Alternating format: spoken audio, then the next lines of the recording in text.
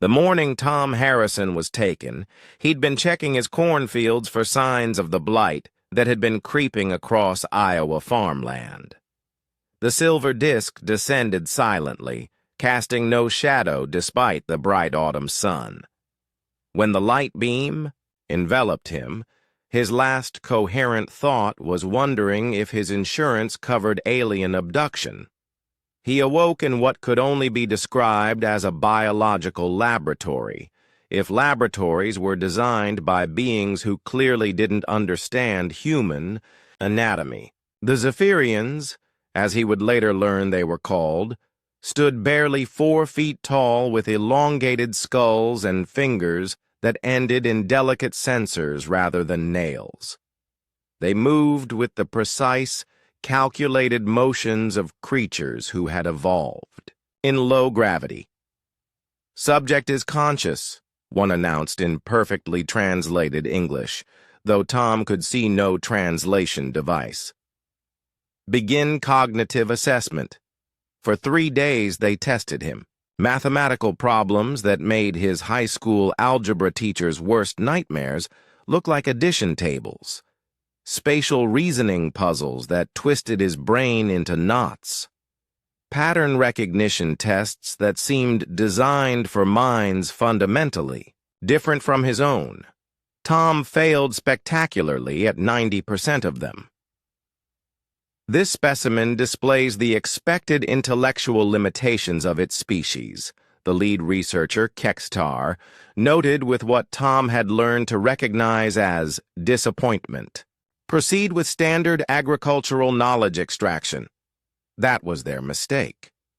When they connected him to their knowledge-sharing matrix, a device that allowed direct mind-to-mind information transfer, they expected to catalog his primitive farming techniques for their xenobiology archives. Instead, they got an education in 10,000 years of human agricultural innovation. Tom didn't just know how to grow corn. He understood soil composition, crop rotation, integrated pest management, selective breeding, companion planting, water table management, and the delicate ecological balance that sustained Earth's biodiversity. More than that, he understood adaptation, how his grandfather had survived the Dust Bowl, how his father had transitioned to sustainable farming, how he himself had innovated to face changing climate patterns. The Zephyrians were brilliant scientists, but they were also a dying race. Their homeworld soil had been exhausted by millennia of inefficient agricultural practices. They had turned to hydroponic systems and synthetic nutrients, but their population was declining as their food became increasingly unable to sustain healthy reproduction. Through the neural link, Tom saw their desperation. Hundreds of worlds they had visited seeking solutions. Thousands of species they had studied, finding nothing that could save them.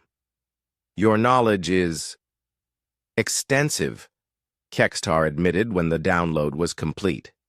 "But surely these techniques cannot be adapted to our ecosystem." Tom smiled, the first time he'd done so since his capture. "Want to bet?" What followed was the most unusual negotiation in galactic history. Tom, still technically a prisoner, found himself consulting on the agricultural crisis that threatened to end Zephyrian civilization.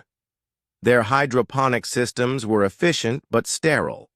Their soil had been depleted of the microorganisms that made life possible. "You've been thinking about farming like a factory," Tom explained, sketching diagrams on their holographic displays. "But a farm is an ecosystem. You can't just extract from the soil indefinitely without giving back." He taught them about mycorrhizal networks, the fungal connections between plant roots that shared nutrients and information across vast distances. He showed them how Earth's farmers had learned to work with these networks rather than destroying them. He explained cover crops, composting, and the revolutionary idea of sometimes leaving fields fallow. "This is inefficient," protested Vel 9, the agricultural minister. "Unused land produces nothing." "Unused land heals everything," Tom countered. "You've been mining your soil for 3,000 years. No wonder it's dead." The breakthrough came when Tom suggested they analyze Earth's soil samples, not for what they could extract, but for what they could cultivate. The microscopic life that Zephyrian technology had always filtered out as contamination turned out to be the key to soil regeneration. Within 6 months, their first experimental plots were producing yields 30% higher than their best hydroponic systems.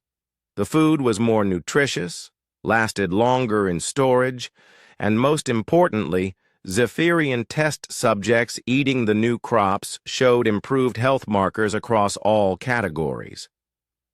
The Zephyrian Council, a body that had governed through cold logic for millennia, made an unprecedented decision.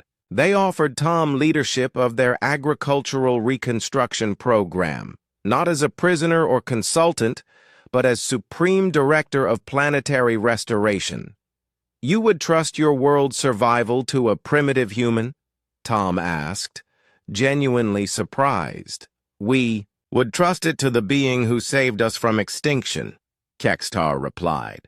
"Your species may lack our computational abilities, but you possess something we had lost: the wisdom to work with nature rather than against it."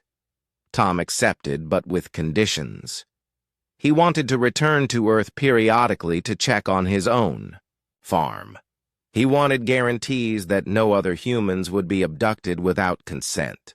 And he wanted the Zephyrians to share their medical technology with Earth's agricultural regions, helping farmers deal with the climate crisis that was beginning to devastate his home planet.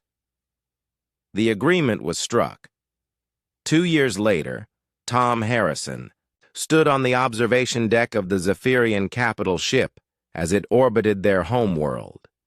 Below, continents that had been gray and barren were showing the first hints of green. Zephyrian colonies across 12 star systems were implementing the restoration protocols he had developed. He was no longer the simple Iowa farmer who had been checking his corn for blight. He was Tom Harrison, Planetary Agricultural Director of the Zephyrian Commonwealth, holder of the Order of Soil Restoration, and the first human to be granted full citizenship in an interstellar civilization. But every morning, he still woke up, thinking about dirt, rain, and the simple miracle of things growing. Some humans dreamed of conquering the stars through superior technology or military might. Tom Harrison had done it with a handful of seeds and the knowledge that sometimes the most advanced civilizations needed to remember how to make things grow. The galaxy, it turned out, had been waiting for a farmer.